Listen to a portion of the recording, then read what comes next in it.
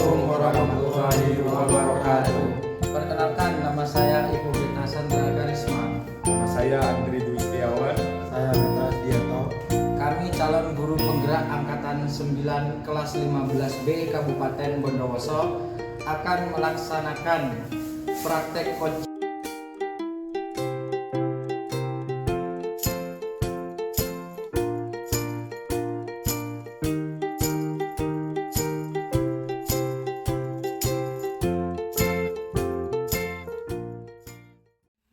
Assalamualaikum Pak Eko. Waalaikumsalam warahmatullahi wabarakatuh, Pak Mitra. Selamat malam. Iya, selamat malam juga Pak Mitra.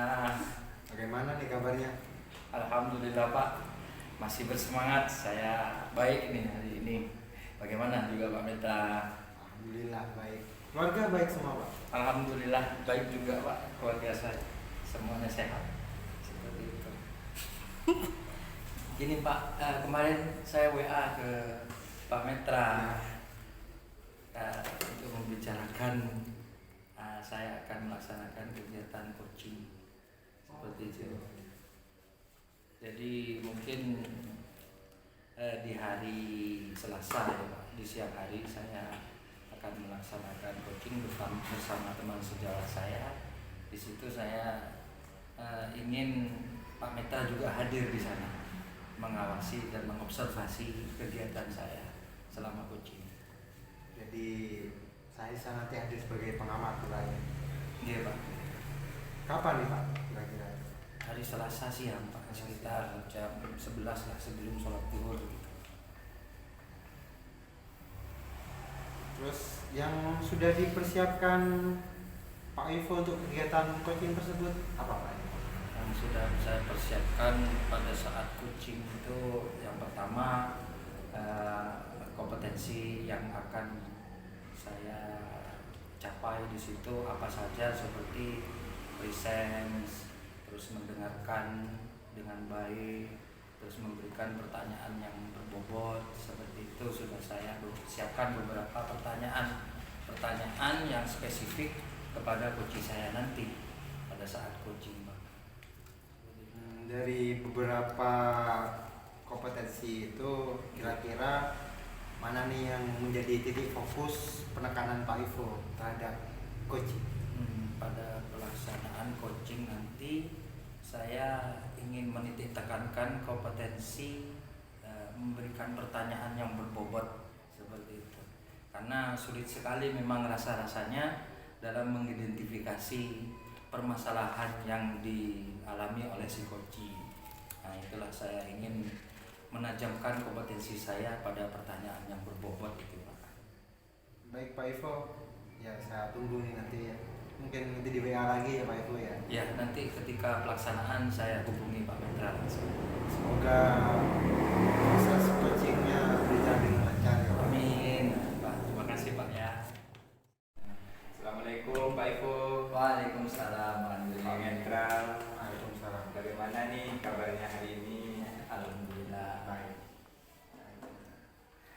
Mohon maaf Pak Ivo kalau mengganggu waktunya. Enggak apa-apa. Begini Pak Ivo, saya ingin sharing atau suka tukar pendapat Pak Ivo. Kemarin saya kan sudah menghubungi Pak Ivo. Benar.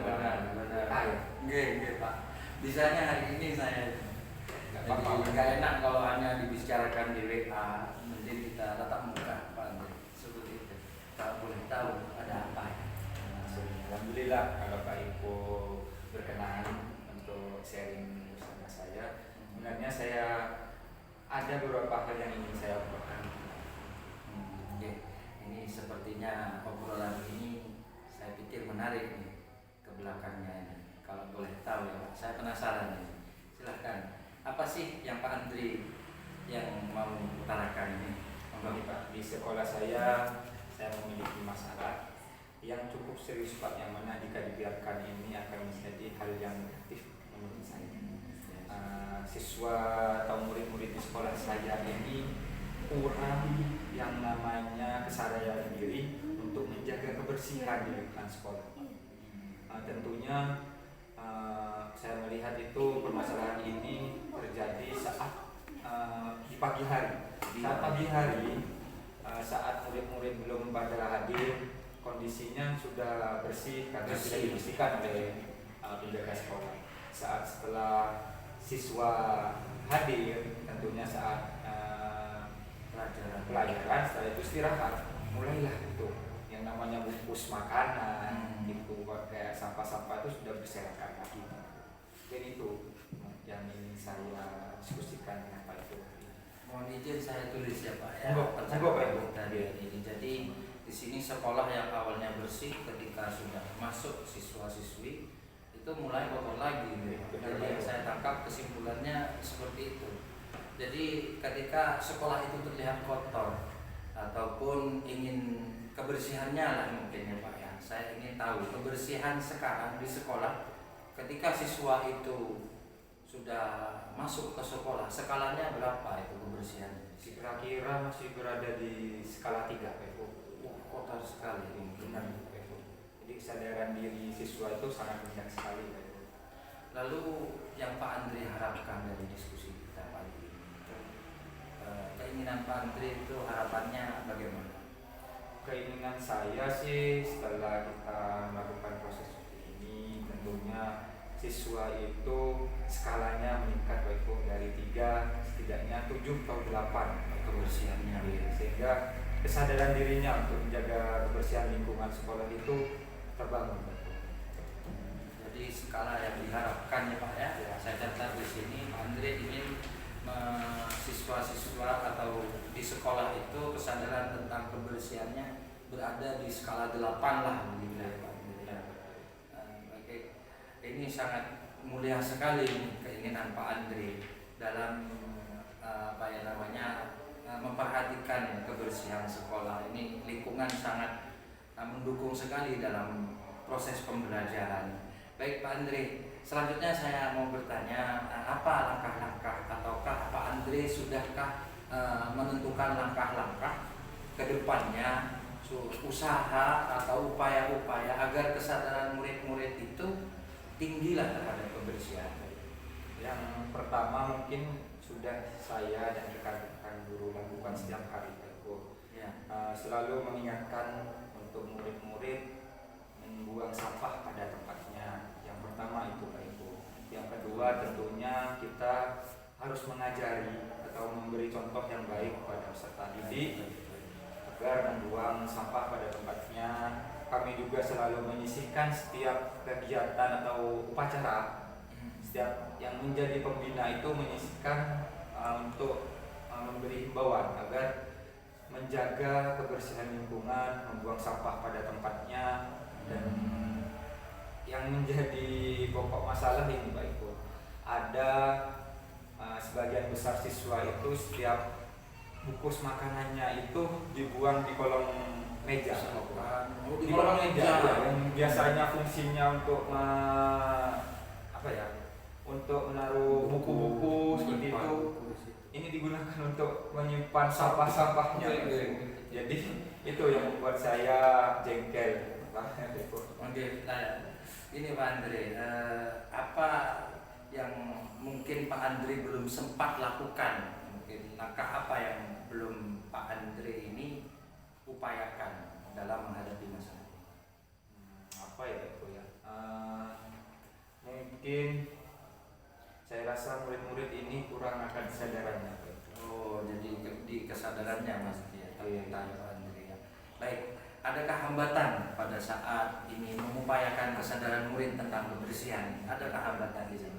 Hambatannya ini ya tidak semua Pak Ibu, tidak semua wali murid, sehingga saya pernah berkoordinasi dengan wali murid sehingga wali murid itu dapat juga mengingatkan anak-anaknya, namun tidak ada respon positif dari wali murid itu.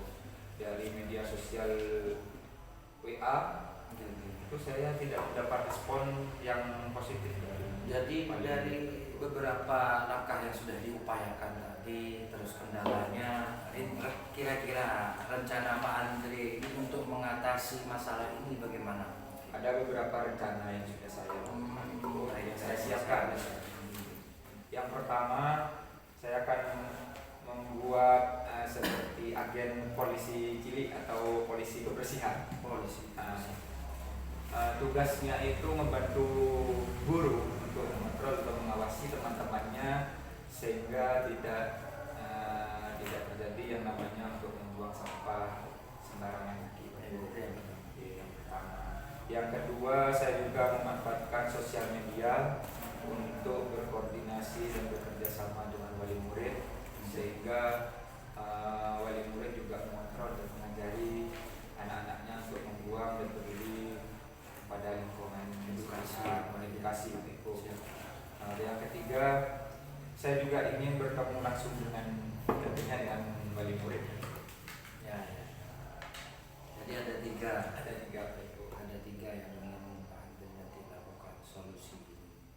Baik Andre, bagus sekali ini menurut saya dari tiga solusi yang sudah Pak Andre tadi temukan. Kira-kira Pak Andre, langkah awal apa yang nanti akan Pak Andre lakukan?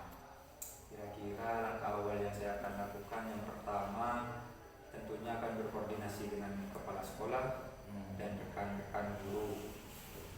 Apa yang ingin saya lakukan ke depannya mengenai untuk menjaga lingkungan sekolah tetap bersih. Kapan kira-kira komitmen ini yang sudah Pak Andre utarakan tadi Pak Andre akan lakukan? Secepatnya Pak Eko, karena saya rasa untuk menjaga lingkungan sekolah tetap terjaga kebersihannya secepatnya, lebih cepat, lebih baik Pak Eko. Karena untuk yang namanya perilaku itu tidak mudah dan membutuhkan waktu yang cukup lama. Jadi secepatnya. Berarti mungkin minggu depan kah atau besok lah mungkin? Bisa besok, bisa minggu depan. Alhamdulillah, mantap sekali. Bisa saya realisasikan. Nah, semoga berhasil gitu Pak Andre ya. Dan siswa-siswinya bisa lebih sadar lagi terhadap kebersihan lingkungan sekolah. Nah, nanti saya boleh izin ini. Nanti kita akan mengadakan pertemuan kembali. Saya ingin tahu cerita dari Pak Andre. Baik. Jadi nanti Pak Andre akan saya hubungi. Pak Andre siap ya? Nah, kira-kira kapan kira-kira saya akan melakukan itu kira-kira? Setelah saya melaksanakan atau mengimplementasikan apa keinginan saya ini, 1 bulan mungkin kurang lebih seperti itu. Karena saya akan melihat keberhasilan yang saya lakukan. Terima kasih. Terima kasih Pak Eko ya sudah berkenan untuk sharing Sama-sama saya sehingga saya secara tidak sadar menemukan solusi sendiri dari diri saya sendiri. Yang awalnya saya ingin meminta solusi dari Pak Eko, ternyata saya menemukan solusi itu dari diri saya sendiri. Terima kasih banyak Pak Eko. Semoga sukses. Terima kasih Pak Eko. Kita di sini Terima kasih Pak Eko atas waktunya. Pak Metra, terima kasih Pak.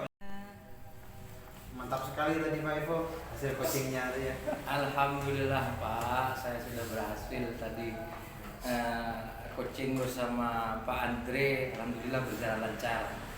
Kelihatan Pak Andre tadi kelihatan kuat sekali. Ya, alhamdulillah Pak Andre sudah bisa mengikuti beberapa arah-arah yang saya berikan kepada Pak Andre itu sendiri. Ada yang sedikit akan saya tanyakan nih Pak. Boleh Pak, boleh.